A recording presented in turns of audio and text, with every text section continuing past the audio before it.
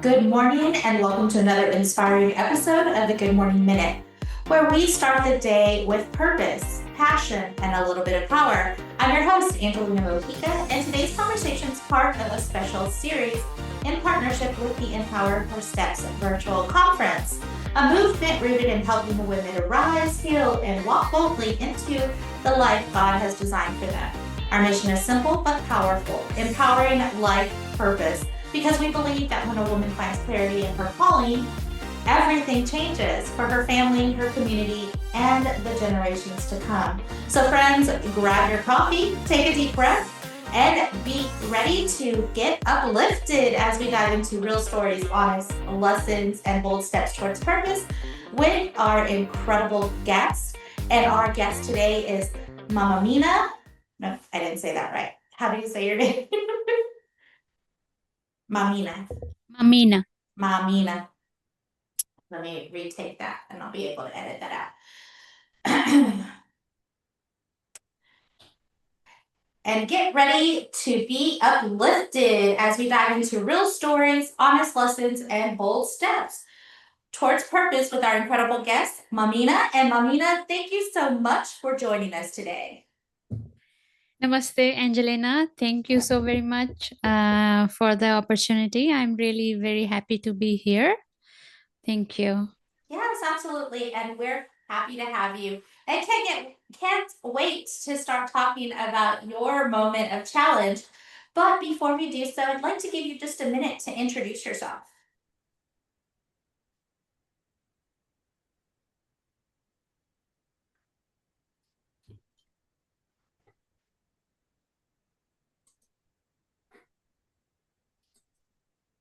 Did you? Are you sharing in chat or no? No.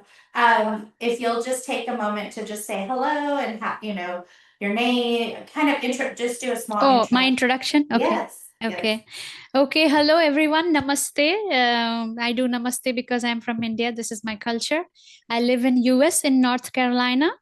And I work as an ABA therapist with autism spectrum conditioned children. And I'm also a visual artist. I do my podcast. I'm an author. I did so many events with my community. I was an RJ and I love to sing. I'm still learning music. That's all about me. Wonderful. Well, so let's go ahead and get started. And so before I jump into the heart of our conversation, I like to start with just an icebreaker. And so my question to you is, are you more of a sunrise or sunset person? Sunrise. Okay, you like the early mornings. Okay, that's awesome. I'm more of a sunset person, but it's only because I feel like the quietness, once it gets quiet around me, then I can really focus in on the things that I'm working on. But either way, I can be a sunrise if the day calls for it. All right, Mamina, we're going to go ahead and get started in our conversation. And I'm just going to ask you, what was a defining moment of challenge or pain in your life, and how did it impact you?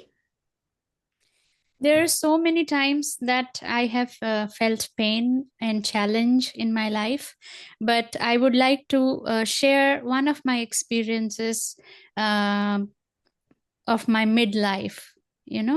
Like I was married, I had my own child, and I was a stay-at-home mom. I was not very much okay. Even if I had opportunity to work in corporate, I had my education and degree and everything, but I couldn't focus on my work because I was very much worried about my child. So I think that was very challenging, and it was very, very crucial at that point of time whether to go with my career or take care of my child.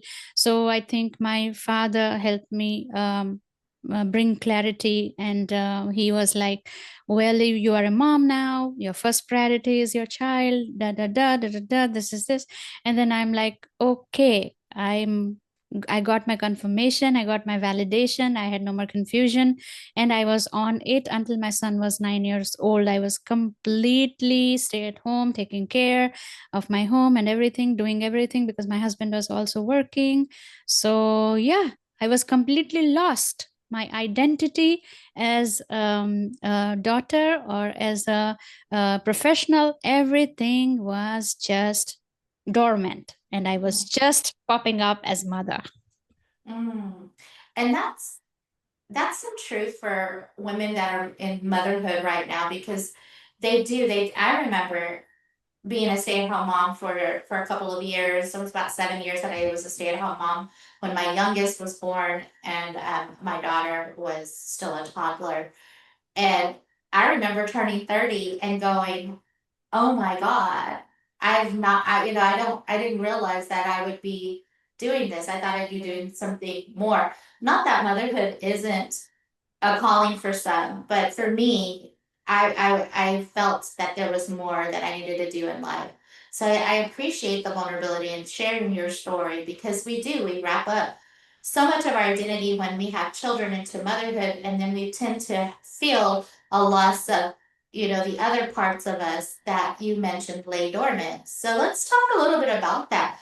When did you start sensing that, man, there's some purpose behind, this season in our life? So it happened slowly. As my son was as my son was growing up, he was becoming independent. I had more time for me, but I had no clue that I can do something with myself, because I was not able to come to my whole self. I already lost in touch, and I completely forgot that I had any other purpose in life. So as he was growing up and he was independent, and he was going full-time school, he was then having his activities. So all day I had for myself, and I used to sit at home, clean, cook, do whatever I had to do, until one day it struck me that I'm free. I'm free. I mean, my son being independent is the best opportunity that I can have now. And this did not this journey towards realizing that point, that I'm free, came with a lot of emotional turmoil, a lot of beating myself up, a lot of feeling not enough, a lot of feeling I am laid back, I'm not competent, I have lost my self-confidence, self-esteem. I mean, I was completely malleable. I was not able to find my purpose so that I can stand up for myself. So I had to go through all of that, because my friends or my acquaintances, they were all working. I used to always feel like, wow, they are having their children, they are still working, they are managing everything. Maybe I'm not capable, I'm this, I'm that. But after going through these thoughts, I used to come down there, to a point where I used to think that, well, I'm cooking fresh food for my son, his diet is good, I'm with him emotionally, physically, socially, I'm able to take him to his classes, and now he's growing. So I knew that in Indian culture, like for 13 years we need to be with our child, because my mom had taken care of us hands on, my father was also involved. So that thing I didn't want it to miss in any way. I used to like feel depressed, and then I used to come out of it with in relation to my motherhood. Okay, I'm doing something, I'm building somebody up. No matter what, I will see when time come, I will see what I can do for myself. So after I have gone through all of that. I will not say like it was like super easy. No, it was not. Every time we used to go socialize at party, everybody would be talking about the career. I would be talking about, no, I don't know, those kind of thing that. And I used to feel like when we used to come back home after the party, I used to feel like depressed, like, wow, all day I'm doing this and I'm not doing anything purposeful for myself, because the world did not see motherhood as a bigger purpose. During that time, like when your child is small, at least for 5 years, for me it was a priority. But then I used to get lost in all those discussions and socialization and this and that. So yeah, I had to cross that road. Yes, I had to take that journey. And I mean, you're just being so honest right now, and I appreciate that, because there were times as a single, when I was in my single motherhood, where I envied the days that I was able to stay home with my babies and watch and do all the things that you just explained to do. Because I had to focus on now not only providing emotionally and nurturing my children, but also providing for them physically as well, and being the sole breadwinner of the house. So I mean, I totally understand. And then you're talking about feeling inadequate when you're having these conversations with others that are doing it both, working and motherhood.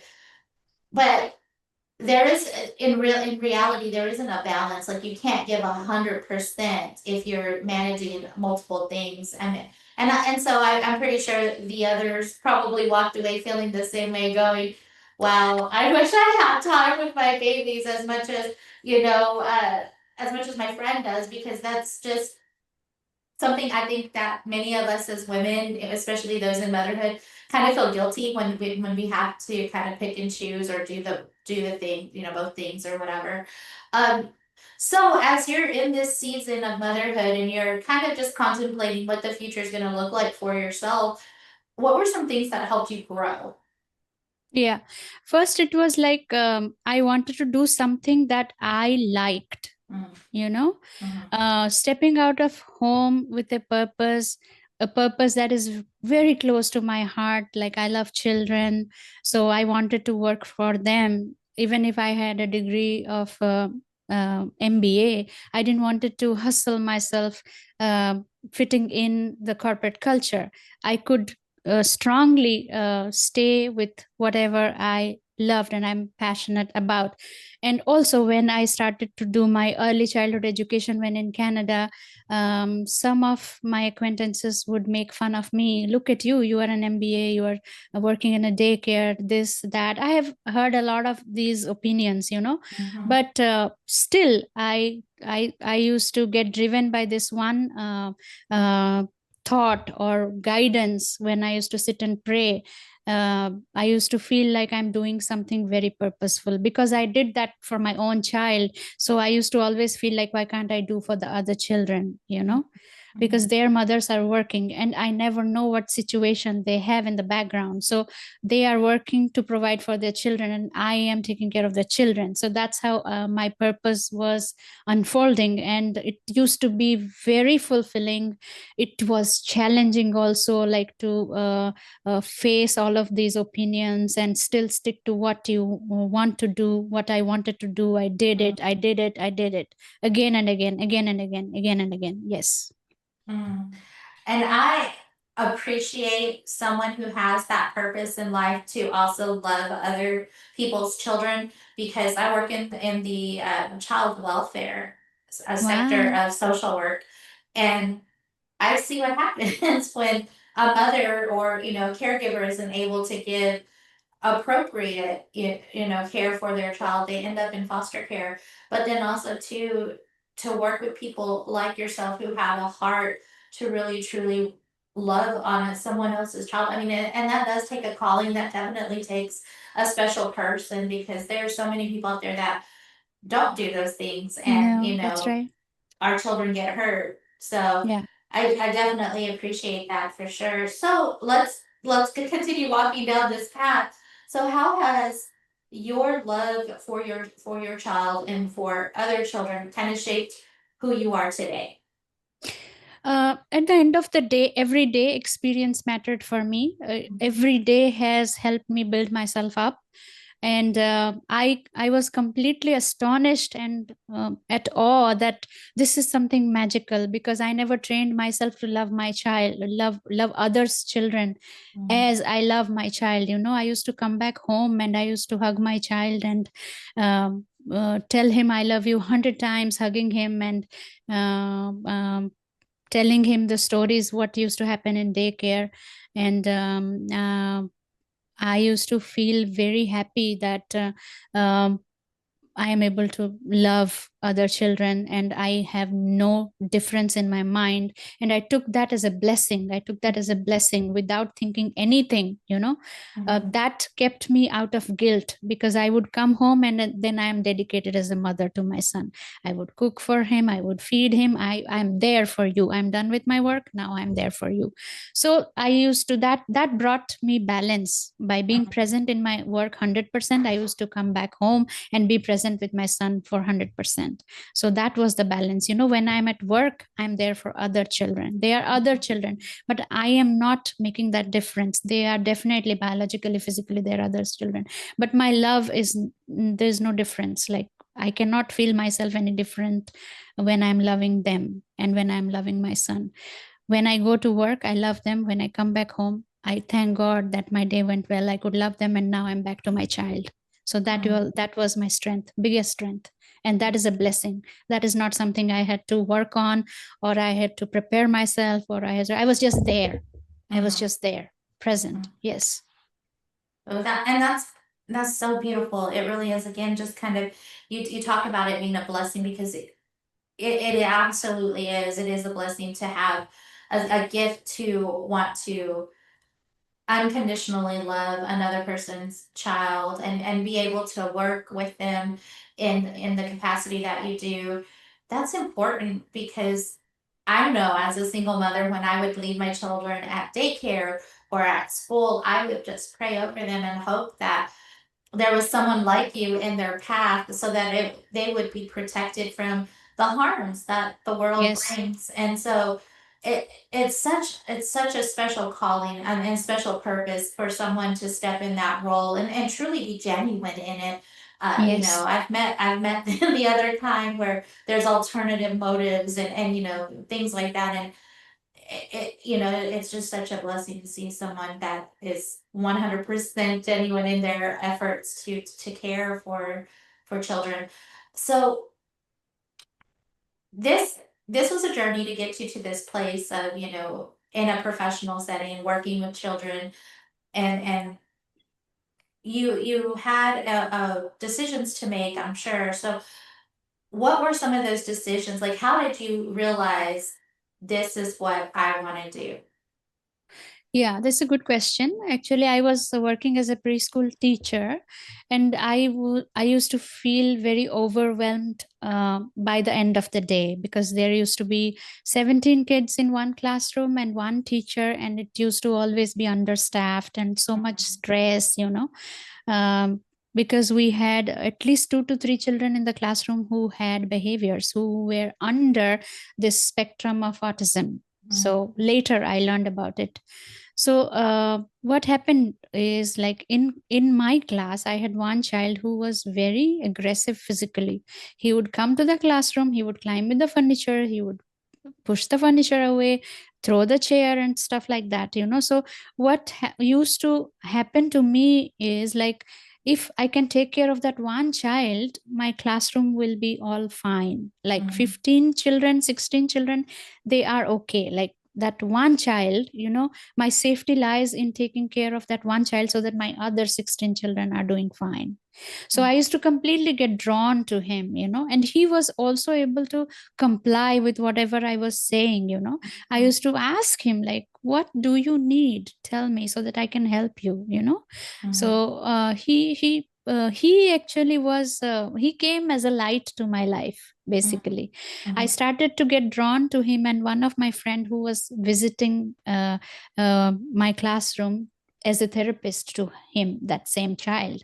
So she told me, like, you can do great if you are a therapist for children in this spectrum. So I shared with her, like, yes, I'll be very happy to grow in my life as well, because this setting is very overwhelming for me to take care of so many things, and curriculum, and staff management, and timing, and this and that. Sometimes I have to overwork. I didn't want to do all this anymore. I wanted to just grow. So I told her, like, I'll be very happy to explore myself. Then she referred me for this therapist job profile. And since then I haven't looked back. I was very happy working one-on-one with children, with parents, with teachers, with student aid, with special aid. I mean, so many in school setting, home, community, daycare, wherever the child is, so now I'm doing my master's with the special stress on autism, so that I am looking forward to opening my own clinic also in 5 years time, so that I can have practiced some ancient parenting along with modern technologies, and I want to really explore that. And the autism world, children that are on the spectrum and autistic, they need people like that want to work with them. I think that their brain is so beautiful, and it's so different. It's so different. Yes. And in my career path of working in child welfare, I've run into several, and I see the struggles, and I see the struggles like parents in the at least in the foster care side of things really have to look outside of the traditional parenting tools and skills to make connection Yes. with a child that is on the spectrum, because it's just the processing is so different. Their brain Yes. functions so differently, and it's beautiful. Once you can tap in, you unlock a magical world, and you really do. I've seen it. So I think it's so beautiful that you are doing those things. So what would you say, Mamina, to someone that is maybe sitting in that room going, what am I gonna do? I'm sitting here in the middle of this pit trying to decide what's the next step. I don't feel satisfied, I don't feel fulfilled, and I know I'm meant for more. What kind of advice would you give that person? Yes, I would really let them ask question what they like to do. They want to do corporate or they want to do something else. It's very important to know. If you are good in your studies, you are good in corporate culture, go for it. Go for it. There's no alternative to what you can do best. You know what you can do best. If you want to go for corporate, please take a step for what you want to do. Listen to yourself, talk to yourself, spend some time with yourself. You may be sad, you may be not enough, you may be hopeless, helpless, whatever it is. Remember, your heart is beating. Your heart is beating. Listen to your heartbeat. Listen to your heartbeat. Sit. Ask question to yourself. Close your eyes. The answer is within you. The answer is within you. Like I found my answer. I didn't have to ask anybody. I didn't also listen to anybody. Initially, when I started to work in a daycare, so many people said so many things, but I could not listen to them. I could not, no matter what. I am in my path. That is it. I am in my path. My God is watching me. I am true to my path. I'm honest, and I'm doing it out of love other than any other alternative. Yes, of course, we all need money, but stick to your purpose. Stick to your purpose. Money is going to come. If you're qualified, if you can do a job, money is there. Do not be insecure. Do not be insecure. Stick to your purpose. Stick to your purpose. Listen to yourself. You are valued only when you can see your value. And no work is bad or good. You have to choose what you want to do. If you do that, if people will say, if you don't do that, people will say. So you choose for yourself. Do what you want to do. You can do anything. Anything is possible. You have to be possible for yourself. Make it possible. Make it happen. Do it. Go for it.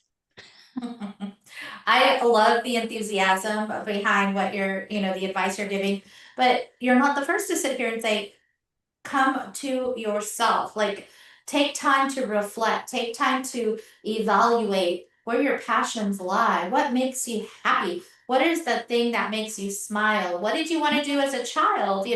That is the spark that keeps you going. And when you're operating in that purpose and then that calling, it never drains you of energy.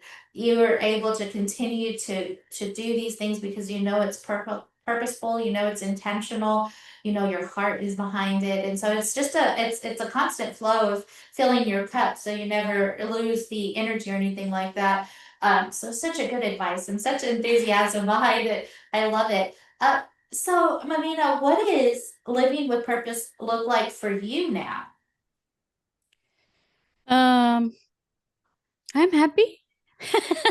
First thing is I'm happy. Second thing is, if my life has meaning, then my life has found meaning with me finding a purpose. Mhm. And my purpose is guiding me. My purpose, I have to be in touch with my purpose. It's a everyday work. Day by day life unfolds. Day by day life unfolds. I don't know what tomorrow is, but I'm living for today with complete presence that whatever it is there for me today, I am committed to that. I'm committed to that. I love that because you're also not the only one that has sat here with me and mentioned today is what matters. Today and the things that I put out because tomorrow isn't promised. You're absolutely right. And if you really think about it, tomorrow never really comes because it's always today. So when you Yeah. wake up, be, intentional about how you engage with people, look up, enjoy the sunrise, Yeah, smell the trees, smell the grass, like just embrace the day and all that's coming because you never know when it's going to be the last. Really that's don't. right. That's right. And also, I would say that, like you said, breathe, see the sunshine, observe things rather than acting always. You can Yes. just uh, rest, observe, and act when only it is needed. Act only when it is needed. You do not have to act all the time. You do not have to. Life is planned in such a way that you do not have to work. You do not have to physically act 100% of the time. So you need to understand that. I'm going in the road, I'm driving, enjoy your drive, play your music, sip your coffee, maintain the speed limit, enjoy your drive, see the scenery, go to your work, be in a good mood, basically. Yes. Be in a good mood. Try to give back, smile to people, even if they are not smiling. Doesn't matter. Doesn't matter. Do what you can do. Do what you can do. And you should know when to do. When to do. Absolutely. Yeah. Absolutely. I love that. So, Mamina, as we get ready to kind of close out our conversation, I have a question that I ask all my guests, and it's one of legacy and impact. If today were to be your last day, what would you want to be remembered for? Love. For loving the children. Mm. Yes. So simply put, and it's so foundational too. You think about the fruits of the spirit. Love is the foundation, and when we can do that, then everything else just kind of falls into place. You begin to express joy, even in the hard times. You still know that Yes. there's a sense of peace there, kindness, all the things that come through love, and you're able to really connect with others. Yes. I I want to love. say one more sentence. Yes. Like sometimes it's very difficult for us to navigate through that depression and sadness, but see people around you who is smiling at you. Smile at them. They are the signals. That is the light that is trying to reach you. Whoever is smiling at you, smile them back. You will see your mood is changing. You will see your mood is changing. When I am sad or upset, if I see my son smiling, I would immediately come out of my sadness and smile with him. Or I'm at work, I'm thinking about something, I see the children smile, I'm smiling with them. It doesn't take much. It doesn't take much. That's why we have so many people around us. We have so many connections. I mean, the other person, the other person, the other person, everybody is a light. Everybody is a light. Yeah. Yeah, make Yes. sure you're looking around people who are saying good about you. Mhm. Stick to them. Stick to them. If that feels good, go talk to that person every day. That one Yes. person can bring change in your life. One word, one smile can change. That's the power of love. Mhm. It absolutely is. I agree with you. Um, so my last question to you, Mamina, as we close our conversation is if you could leave just one bit of truth or maybe a word of encouragement to someone out there listening today who's still trying to figure out what their life purpose is, what would it be? Listen to your heartbeat. Listening starts with that. It's not a word, it's a sound. Mm, The sound of your heartbeat. First, you try to locate your heart in your body. Get in touch with your body. Your body is your biggest guide, your nervous system, your body, your heart beating. Your heart beating is God present in you. You need to mm, get in touch with your heart, your God, who is present sitting in your heart space. Every answer is within you. mhm, You have to find that. So, in order to do that, spend some time with yourself, journal, listen, talk to yourself, sit in front of a mirror, cuss it out, lash it out, cry it out, write, talk. Even if you can't talk, cry. mm, Do it. Do it. Do it. mm, Do it. You have to take a step. Take a baby step. mhm, Take a baby step. mm. I love that because the little steps are what lead to big gains. They really do. You just have to start, friends. You just Yes, have you to just start. have to start, as you really said. You just have to start. Mm. So get started. Yeah, get started. So, Mamina, if someone wanted to connect with you, maybe they were interested in learning more about the services you offer, how can they do so? Okay, so you can contact me in my Gmail, holistic conversations 1980 at gmail.com, or I'm in Facebook, Mamina Das. That's my Facebook. My holistic conversation page is connected to my main profile account, Facebook account, Mamina Das. Or else you can reach out to Angelina. She's going to guide Yes. you. And I will have her contact information. And if you didn't catch it here, it's okay because it will be posted along with the interview video.